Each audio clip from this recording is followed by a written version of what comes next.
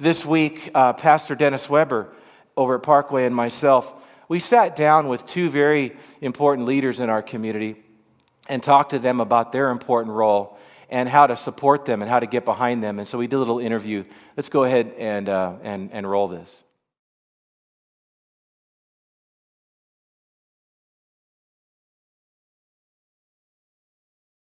The Apostle Paul in Romans 13, verses 1 through 7, talks about our relationship to these men.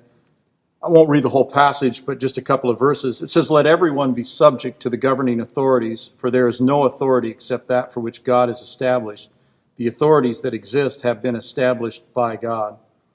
It says, "They are God's servants. They are agents of wrath to bring punishment on the wrongdoer. Therefore, it is necessary to submit to the authorities, not only because of possible punishment, we don't want to be the one that gets arrested, but also as a matter of conscience. This is why you pay taxes, for the authorities are God's servants who give their full time to governing. So give to everyone what you owe. If you owe taxes, pay taxes. If revenue, then revenue. If respect, then respect. If honor, then honor." So we acknowledge the fact that you gentlemen have been appointed and elected to some very specific civil responsibilities, but we recognize that God gave you permission to be in that place and has given you the authority to function there. Dave, what are the biggest challenges that you have faced in this new position that you're in? You know, it's been kind of a difficult task for the first 3 months of coming into the office. It's been kind of reorganization, restructuring, trying to get some of the morale up and running. Mark, I had to do some adjustments administratively right away to try and save some money for some equipment and that type of thing. Really, it's a matter of accountability and professionalism. I've conducted an internal audit of the sheriff's office to make sure fiscally we're being held accountable. So it's been a kind of a whirlwind for the first 3 months, and I'm just now starting to try and reach out into these neighborhood watch groups and get some of the community watch groups going to where I can create a system of communication that's never been seen before in Josephine County, so we can all start working together as one. Chief Landis, how about you? What are some of the challenges you're facing? I think with what's going on nationally and stuff, certainly trying to keep public trust. Law enforcement, as you know, has the ability to take away somebody's liberty as well as take away someone's life if justified. And I think across the country we're seeing examples where people are questioning that. So one of the things I think is the biggest challenge is to continue to make sure that we're accountable. I think some of the video technology that's available so that we can show the public that we do it right, that we do according to policy and our training. You know, there are a lot of people that would say, and I think with accuracy, that it's broken right now. I mean, it's just not an acceptable level of public safety services for where we're at in our county. What is the result of, for example, an understaffed jail? The reality is crime that just goes unchecked out in the county.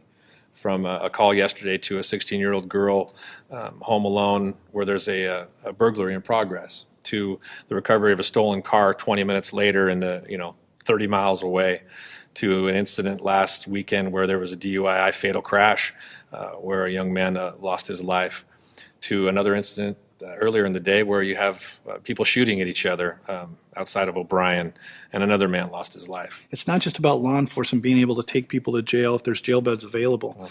You have a court system that can't sanction and sentence people into jail for misdemeanor and low-level felonies for the appropriate amount of time because there's no beds available. So judges are handicapped to sentence people appropriately for the crimes they commit. Parole and probation have a tough time sanctioning people who violate the terms of their probation or their parole because jail beds are limited. So the criminal justice system needs more than just us taking them to jail when they initially commit a crime and we have probable cause to believe that. We need the back end of the system to be able to sanction those people in so that they realize that deterrent factor is alive and well for that too. And I'm passionate about that because I believe that's the part of the system that gets missed. So Dennis and I, we both see this as a biblical and a spiritual issue, that God does care about the safety and the prosperity of a community. There's so many Bible verses on that.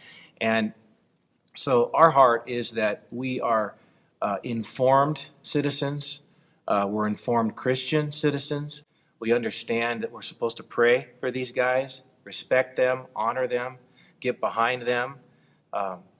We're supposed to vote appropriately, vote our convictions, and and again, just be informed voters. So there is a ballot measure that's coming up in May to support public safety, and Dennis and I are very much in support of this measure. We know that there are many good and smart people on both sides of the issue, but we have convictions that this is truly the best way to help these guys do their job and to create a healthier and a safer community. Mark, I'd like just to add my voice to what you said in terms of supporting these men and what they do, and supporting what I see as kind of a minimal foundation level levy. It's certainly not a Cadillac. It doesn't buy every deputy that we'd like to see. It doesn't provide every service we'd like to see, but it does provide a kind of a foundational level. And I think it's significant, and I want to applaud you gentlemen on the fact that it's not just we need more money because more money always solves everything. It's the fact that you're actually being creative. You're taking the best information you have. You're taking the best skills and the best research out there about how effective community policing works, and you're making those changes. And those aren't costing us anything. That's you guys doing your job better.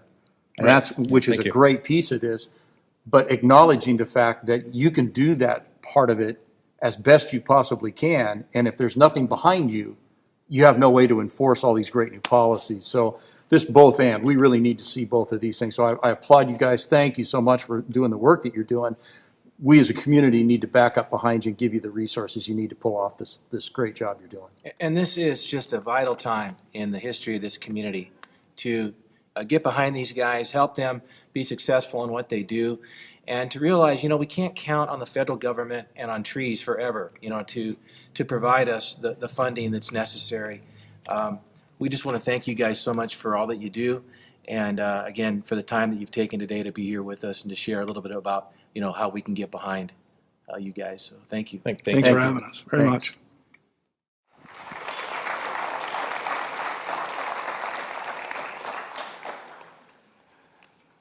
We're really blessed to have guys like that in their positions here in this community. I've been able to serve with both of them most recently on a committee that I've been on for almost a year, Community United for Safety. And we're just endeavoring to provide some adequate and sufficient funding at the county level. And it's been a good group to be a part of. And if any of you want to talk afterwards about this specific issue, obviously we're not going to tell anybody how to vote, but we are passionate about this. We'd love to talk with you. We believe it is a spiritual issue, and we love to talk with you afterwards about it. Jim Brumbach will be up here, Julie Thomas, and love to talk with you after about that. We see what's happening in our community and the degradation that this behavior of these street thugs and those people who have come here with the sole purpose of creating hate and discontent and taking advantage of the generosity of our community, it's offensive to me. We can no longer sit back and expect somebody else to take care of it for us, because it won't happen. The bad guys will dictate the future of our community, and we can't tolerate that. Well, yeah, and once they gain a foothold, it'll only get worse. And let's use ISIS as an example here, how our president labeled them JV, and guess what? They made varsity.